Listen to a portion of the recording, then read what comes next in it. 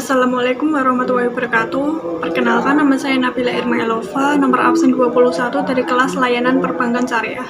Di sini saya akan mereaksikan video mengenai demokrasi. Baik, pemirsa, ilmuwan politik asal Amerika Serikat Robert Dahl menyatakan kapitalisme akan melahirkan ketidaksetaraan ekonomi yang akhirnya mengakibatkan ketidaksetaraan sumber daya politik dan kualitas demokrasi. Nah, kita sudah di penghujung acara, begitu. Saya ingin mulai dari Romo Beni terlebih dahulu terkait dengan tema kita demokrasi setengah hati. Tadi sudah ada beberapa kata kunci, begitu, ada kesetaraan, ada pembangunan karakter, begitu ya. Saat ini sedang menghadapi krisis moral dan etik. Nah, ini bagaimana kemudian kita bisa mengembalikan lagi. Tadi sudah ada beberapa sebenarnya yang disebutkan bagaimana mengembalikan demokrasi Indonesia, begitu. Tetapi kemudian demokrasi yang disertai dengan memiliki pemimpin yang negarawan, begitu, Romo. Ini bagaimana? Ya, sekarang ini saatnya lah kita harus mengembalikan kembali martabat demokrasi. Demokrasi yang bermartabat itu kan demokrasi yang dijiwai oleh nilai Pancasila. Nilai ketuhanan, kemanusiaan, persatuan, kerakyatan, dan keadilan. Kalau kita mengingkari nilai itu, berarti demokrasi kita itu tanpa adab.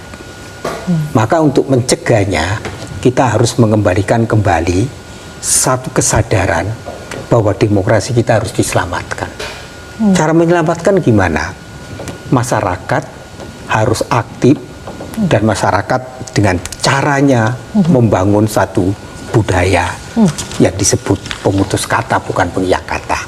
Maka budaya pemutus kata itu menjadi gerakan, baik dalam hal pengawasannya, baik dalam keterlibatan pendidikan politiknya, baik juga membangun kesadaran tentang kita menagih para pemimpin kita agar mereka itu memiliki program, visi, misi, adu gagasan. Maka bukan adu gimmick sekarang, adu gagasan. Dan gagasan itu harusnya mampu untuk visi menjelaskan tentang bagaimana sih visi pendidikan Indonesia ke depan menghadapi era kebohongan ini, menghadapi era persaingan global, geostrategis dan geopolitik saat ini yang dunia yang tidak menentu. Tapi bagaimana mewujudkan sila kelima keadilan sosial ini? Jadi gagasan-gagasan itu yang harus kita tagih, sehingga pemimpin yang negarawan itu yang mengatasi. Maka saya meminjam filsuf Walter Benjamin mengatakan, ketika politik hanya dimensi manusiawi, maka dia tidak bisa mengatasi dirinya dan kelekatannya.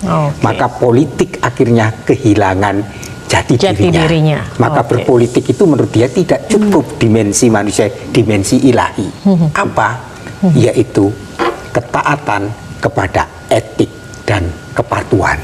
Sesuatu yang tidak etik dan tidak patuh dan mengingkari itu, maka politik kehilangan jati dirinya. Oke, luar biasa. Baik, Ibu Fali.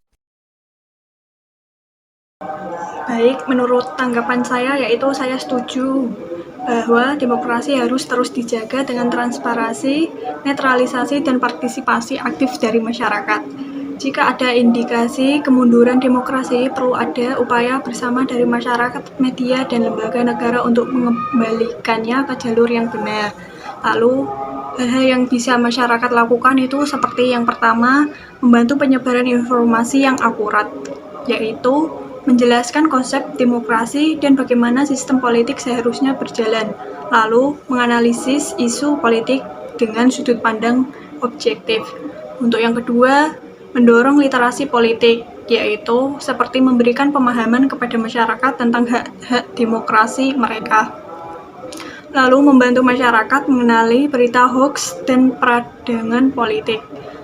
Yang ketiga, menjadi sarana diskusi, seperti membantu berdiskusi dan menganalisis isu politik secara rasional, memberikan referensi tentang kebijakan dan sistem demokrasi di negara lain seperti pembanding. Sekian dari saya, mohon maaf jika ada kata atau kalimat yang kurang dimengerti, mohon maaf. Wassalamualaikum warahmatullahi wabarakatuh. Masih dipeluk setan.